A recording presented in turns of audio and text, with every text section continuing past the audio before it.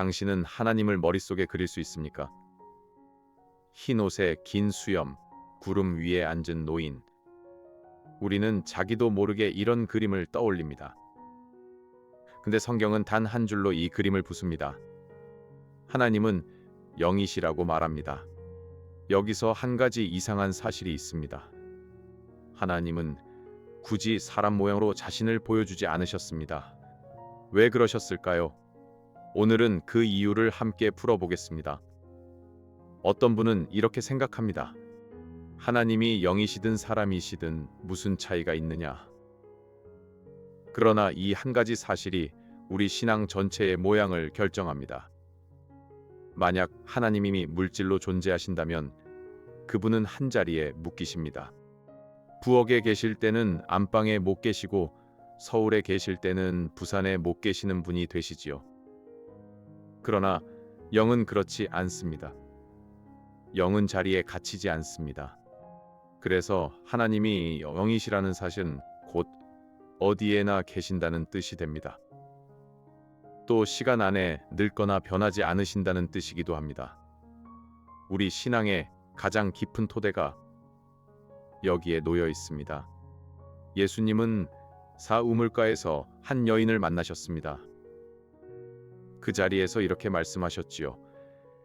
요한복음 4장 24절에 적혀 있습니다.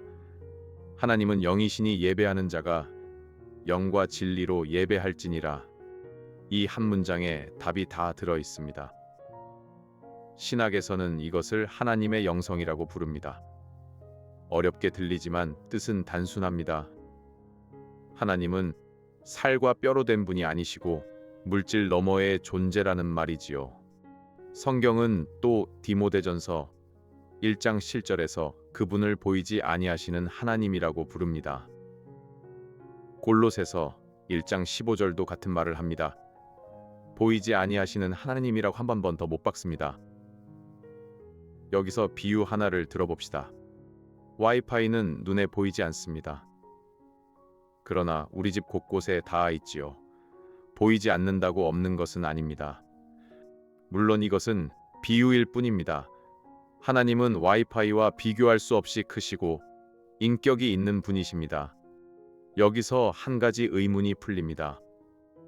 왜 십계명의 두 번째 계명에서 하나님은 자기 형상을 만들지 말라고 명령하셨을까요? 출애굽기 20장 4절에 보면 너를 위하여 새긴 우상을 만들지 말라는 말씀이 나옵니다. 신명기 4장 15절에서는 그 이유를 직접 말씀하십니다. 호렙산 불 가운데서 너희에게 말씀하실 때 너희가 아무 형상도 보지 못하였다고 하시지요.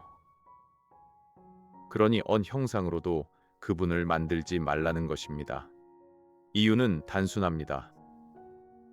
영이신 하나님을 어떤 물질로 묶어두는 순간 그것은 더 이상 하나님이 아닌 다른 것이 됩니다. 흙으로 만든 황소가 어떻게 우주를 지으신 분을 담아낼 수 있겠습니까? 16세기 제네바에서 활동한 종교개혁자 장 칼빈이라는 분이 있습니다. 사람의 마음이 끊임없이 우상을 빚어내는 공장과 같다고 했습니다. 칼빈은 그의 책 기독교 강요에서 형상을 만들지 말라는 명령이 바로 하나님의 영성을 지키는 울타리라고 풀어줍니다. 그러니 이 두 번째 계명은 단순한 금지가 아닙니다. 영이신 하나님을 그분 본래의 모습 그대로 예배하라는 적극적인 초대인 셈이지요. 여기서 누구나 한 번쯤 묻게 됩니다. 그러면 예수님은 사람의 몸으로 오시지 않았느냐? 하나님이 영이시라면 어떻게 사람의 몸을 입으신 말인가? 이 부분이 이 기독교의 가장 깊은 신비입니다. 신학에서는 이것을 위격적 연합이라고 부릅니다. 풀어 말하면 이렇습니다. 한 분 예수 그리스도 안에 신성과 인성이라는 두 가지 성품이 한 인격으로 연합되어 있다는 뜻이지요. 성자 하나님은 본래 영이십니다.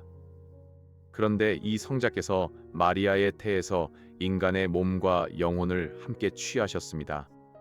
신성이 인성으로 변한 것이 아닙니다. 신성은 여전히 영이고 인성은 여전히 살과 뼈입니다. 두 가지가 한 인격 안에서 만난 것이지요. 부활하신 뒤 예수님은 제자들에게 이렇게 말씀하셨습니다. 누가복음 24장 39절에서 영은 살과 뼈가 없으되 너희 보는 바와 같이 나는 있느니라 하셨습니다.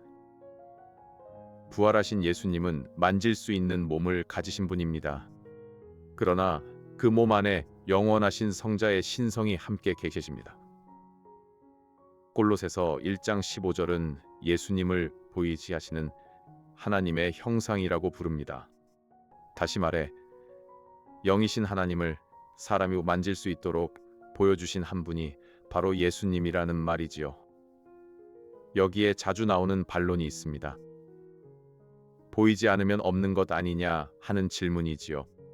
어떤 무신론자는 이렇게 말합니다.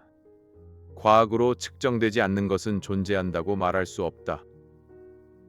그러나 우리 일상은 그렇지 않습니다. 어머니가 자식을 사랑하는 마음을 자로 잴 수 있습니까? 누구도 그 사랑이 없다고 하지 않지요. 정의나 진리도 마찬가지입니다. 저울에 올릴 수 없지만 분명히 실제합니다. 20세기 미국에서 활동한 개혁주의 변증학자 코넬리우스 반틸이라는 분이 있습니다. 그는 이렇게 답합니다. 사람이 매일 쓰는 논리와 도덕은 영이신 하나님이 계시기에 비로소 의미가 생긴다고 말이지요. 영이신 하나님을 부정하면 정작 자신의 사고와 판단의 뿌리도 흔들리게 됩니다. 또 한 가지가 있습니다. 보이는 것만 실제라고 한다면 우리가 매일 쓰는 마음과 생각도 실제가 아닌 것이 됩니다. 그러나 우리는 사랑하고 미워하고 결심합니다. 마음은 분명히 있습니다. 하나님이 영이시라는 말은 결코 황당한 이야기가 아닙니다. 자, 그러면 이 진리가 우리 일상에 어떤 의미가 있을까요? 세 가지만 짚어보겠습니다. 첫째, 예배는 장소가 아니라 마음의 자리에서 결정됩니다. 예수님이 사마리아 여인에게 영과 진리로 예배하라고 하신 이유가 바로 이것입니다. 어느 산, 어느 성전이 중요한 것이 아니지요. 영이신 하나님 앞에 영으로 나아가는 자세가 핵심입니다. 둘째, 기도는 거리가 없습니다. 부엌에서 설거지하다 드리는 짧은 기도와 새벽 예배대당에서 드리는 긴 기도가 같은 분께 닿습니다. 영이신 하나님은 부엌과 예배당 모두에 계시기 때문입니다. 셋째, 자기도 모르게 만드는 우상을 경계해야 합니다. 칼빈이 말한 그 우상 공장은 오늘도 돌아갑니다. 돈, 명예, 사람의 인정. 우리는 끊임없이 무엇인가에 하나님의 자리를 내어줍니다. 영이신 하나님 외에 다른 것을 절대적인 자리에 두지 않는 것. 그것이 두 번째 계명의 오늘날 모습이지요. 오늘 우리는 하나님이 왜 영으로 존재하시는지를 살펴보았습니다. 영이시기에 어디에나 계실 수 있고 변하지 않으실 수 있고 어떤 형상에도 갇히지 않으십니다. 그 영이신 하나님이 우리 가까이 오시려고 예수 그리스도 안에서 사람의 몸을 입으신 것이지요. 이번 주 한 가지 묵상거리를 드리고 싶습니다. 나는 평소에 어떤 모습으로 하나님을 상상하고 있는가? 혹시 내가 만든 그림 속에 그분을 가둬두고 있지는 않은가? 잠시 멈춰 자기 마음을 들여다보시기 바랍니다. 이 영상은 보수적 개혁주의 신학의 입장에서 제작된 변증학적 콘텐츠이며 모든 신학적 견해를 대변하지 않습니다. 본인의 신앙 공동체 및 목회자와 함께 묵상하시기를 권합니다. 이 채널은 매주 한 가지 깊은 질문을 함께 풀어갑니다. 구독과 알림으로 다음 질문을 함께 고민해 주시면